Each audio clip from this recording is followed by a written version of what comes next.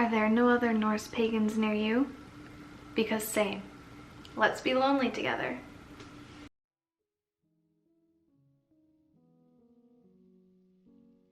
Hi guys, welcome back to my channel. If you're new here, my name is Allison and I talk about paganism and spirituality. And if you hear any strange barking or pitter-pattering on the floor, that's because my dogs are here with me too. Do you really have to be in my video right now? Do you really?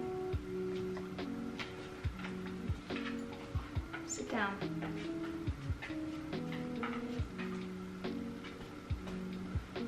Okay. Today I wanted to talk about the loneliness that comes with being a Norse pagan. I don't know about you, but for me personally, I know or have met one other Norse pagan IRL. Just one. I feel like this faith is something that a lot of people don't know about, that the majority of the population doesn't know about. And I can't be the only one. Can I? For example, I was at the gym a few weeks ago and a man came up to me and he said, "I like your necklace."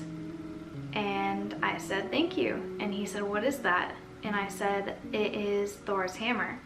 And he was like, "Oh, I love Marvel. What's your favorite character?" And I was like, "No, like Thor,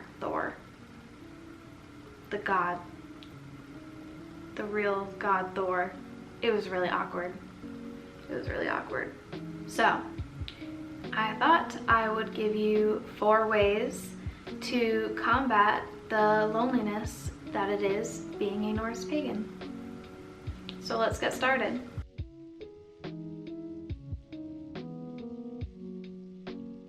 Create an Instagram for your spiritual journey.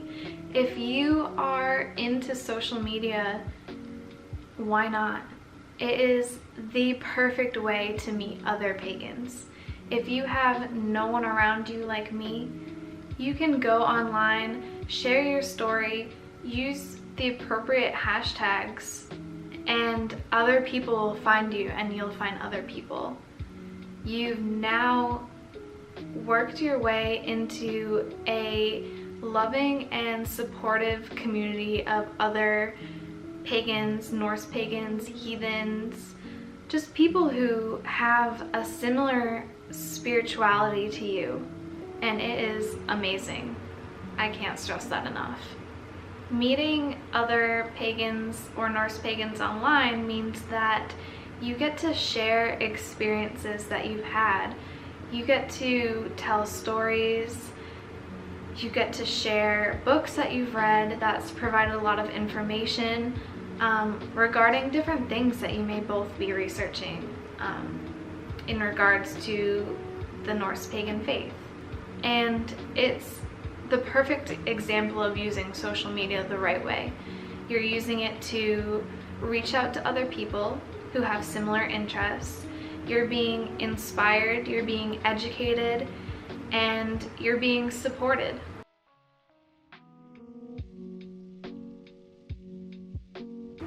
i.e. Wiccans or witches.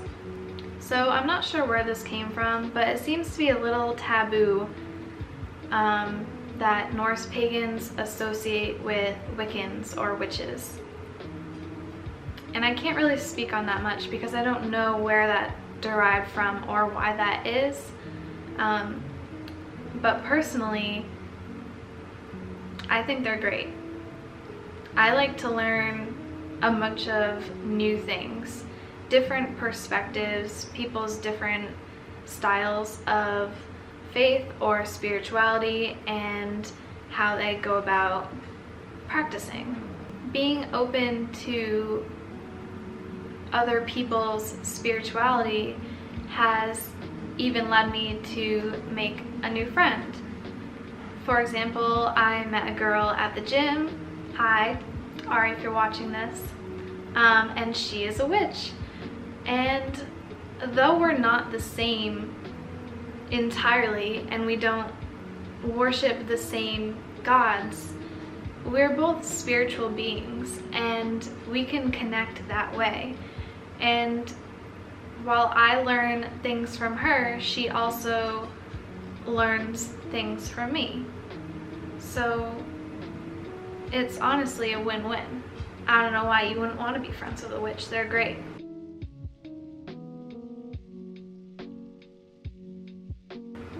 Your roommates and family will ask who you're talking to. Just redirect their small attention spans to something else so they leave you alone. That's all you gotta do. Cultures from not just the North, but all over, believed in something commonly called house spirits. House spirits are all around you in your home. They help with things like cleaning,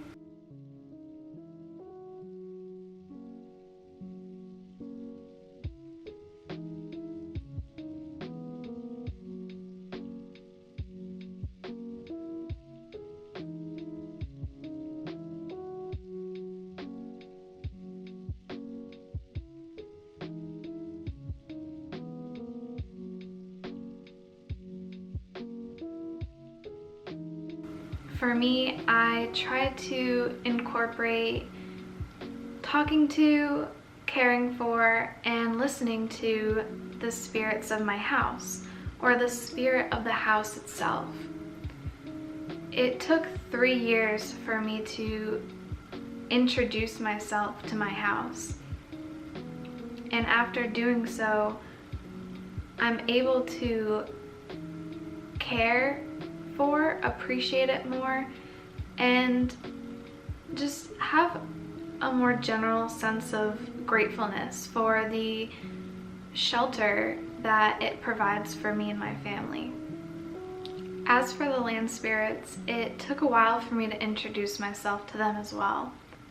The night that I decided I was going to introduce myself to the spirit that I thought might be living in the river or near, protecting the river behind my house, I decided to write a poem, and I was going to go outside during the full moon, read the poem, and introduce myself to the spirit I thought might be dwelling there.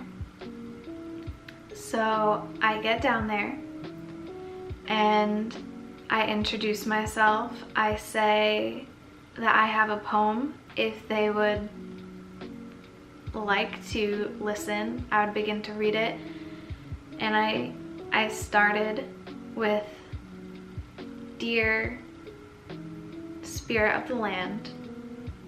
And right as I said that, the ice on the river all shattered. It was incredibly loud and terrifying, almost as if the river spirit was saying, "You have my attention." And that's when I knew that there was a spirit dwelling down by the river.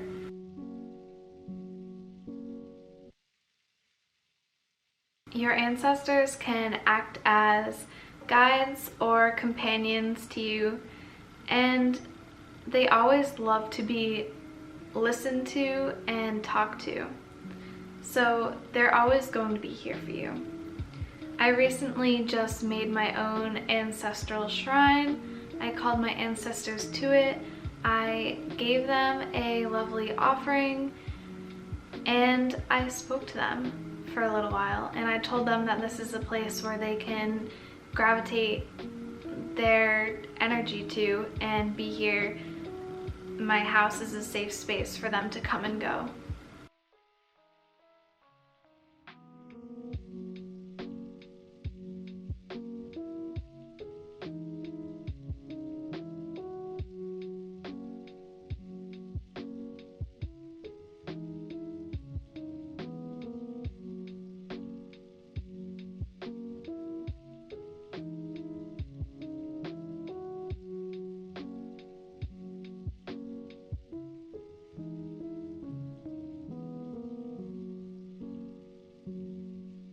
So in that sense, even if my roommates are gone my house is never truly empty because my ancestors are here with me always.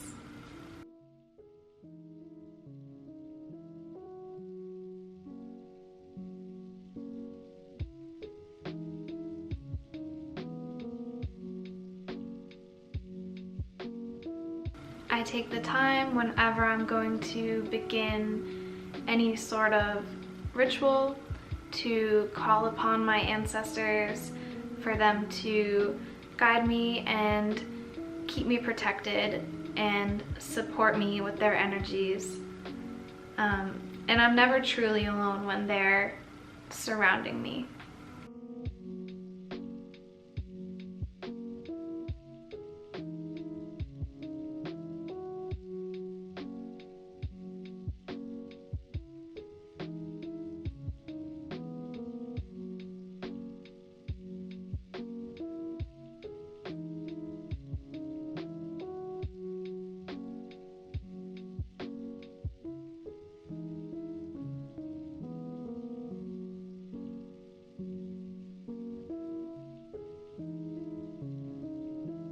So, to summarize that all up, we have our ancestors, we have the spirits of our homes, we have the spirits of the land around us, and we have an online community of pagans, Norse pagans, and we also have people that we may meet that practice a different form of paganism than us. I hope I provided you with some good examples of ways that we can not feel so alone in this spirituality. I hope you took something out of this video. If you did, maybe leave a like, and I will see you in the next video. As always, thank you so much for watching. Thank you for supporting me in my journey, and I hope you have a good rest of your week. Bye.